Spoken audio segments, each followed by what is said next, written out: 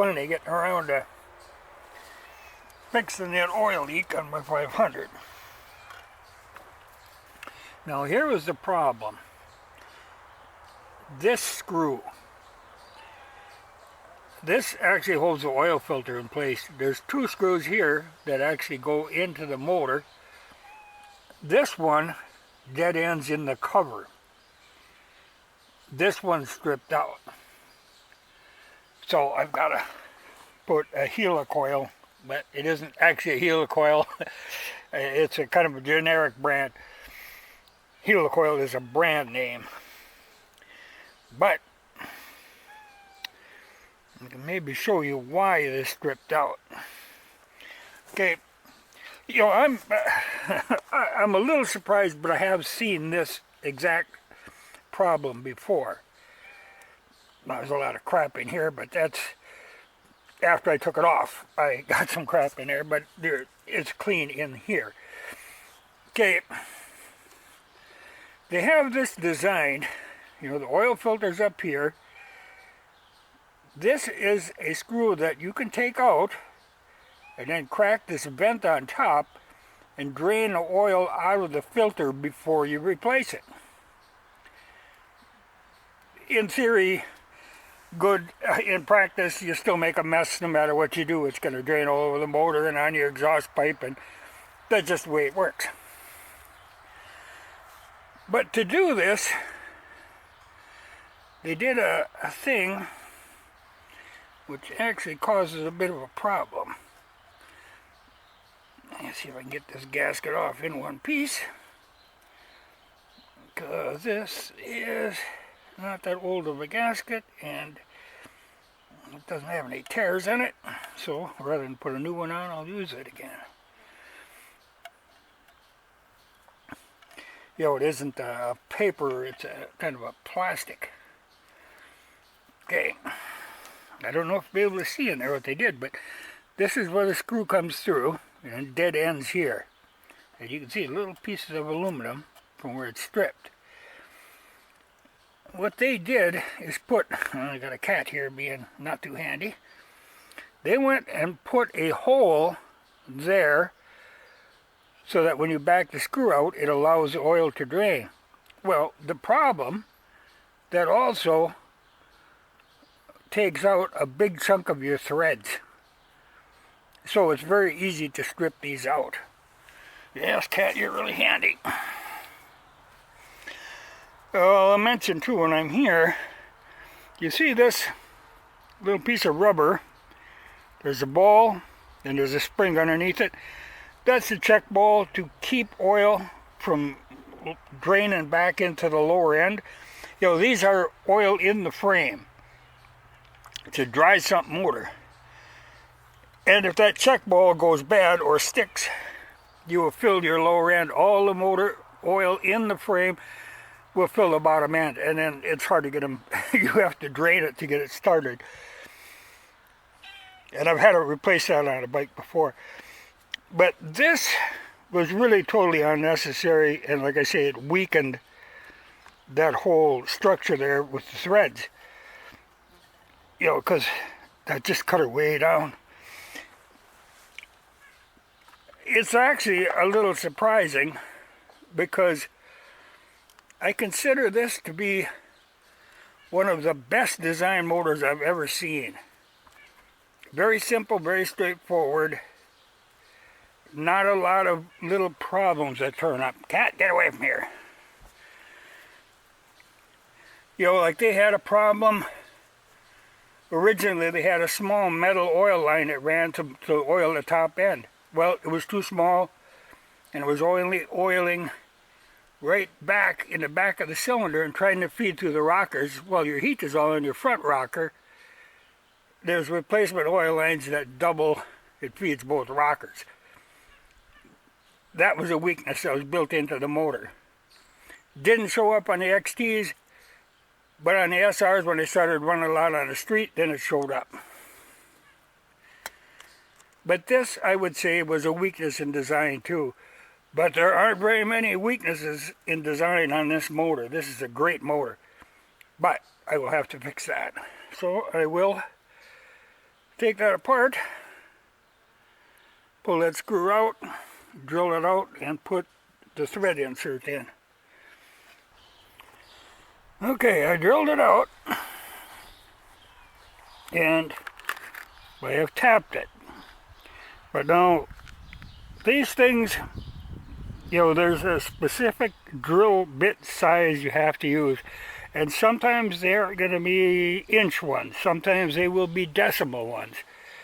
But you have to use the particular size that it needs. Now, this one I was able to go from the outside in. But I could have actually went from the inside out. It really wouldn't matter because right there is where the helical coil is going to go anyway. But I drilled it and tapped it with the special tap that goes in there. And now I will be using one of these inserts. That will bring it down to the size it originally was. But it'll be steel threads instead of aluminum. I hate that bubble pack. I actually have quite a few of these inserts on hand because this is a pretty standard size. But I have to do a lot of cleaning before I put this in there because I am going to be, well, it's got to be clean, you know, and there's a lot of little fragments of aluminum now. But then I will screw this in. You screw it in and then you snap that little end off. But before I screw that in, I want to Loctite that. Now, I've got red Loctite. You know, basically there's three Loctites. There's the green, which is a sleeve retainer, which is like a permanent thing. Then there's a red, which is semi-permanent. And then there's a blue that's your everyday Loctite that you use just to keep things from shaking loose. But I'll use red on this. But I got to get this all cleaned off first. So that's the next project. I can't have crap floating around in there. But like I say, if I had to, I could have come from the other side. But I was able to do it from this side. But I could have very easily have went here, though it's a little harder to get. The drill bit would have lined up fine. Tap would have been a little touchier because you can see it actually, the tap was hitting a little on the outside here when it came out.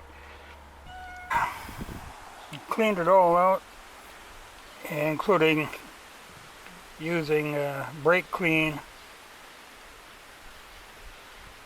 where I want the Loctite to go.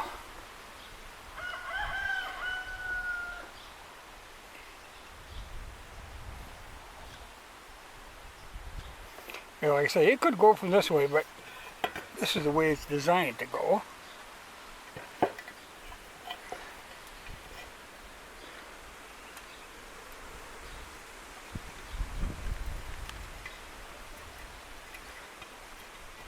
All you're doing is threading that in to those new helicoil threads.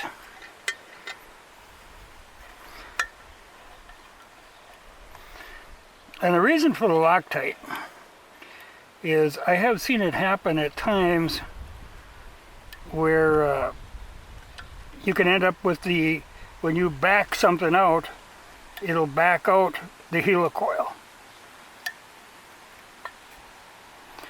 Especially like exhaust studs.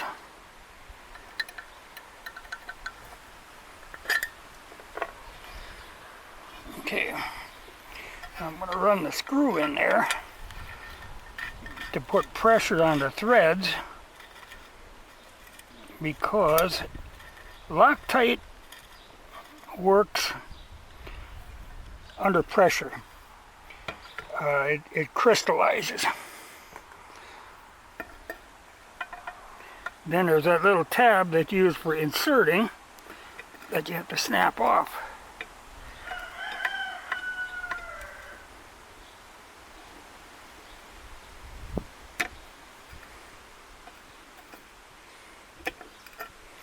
Again, better to snap it off now than have it snap off and go in the motor.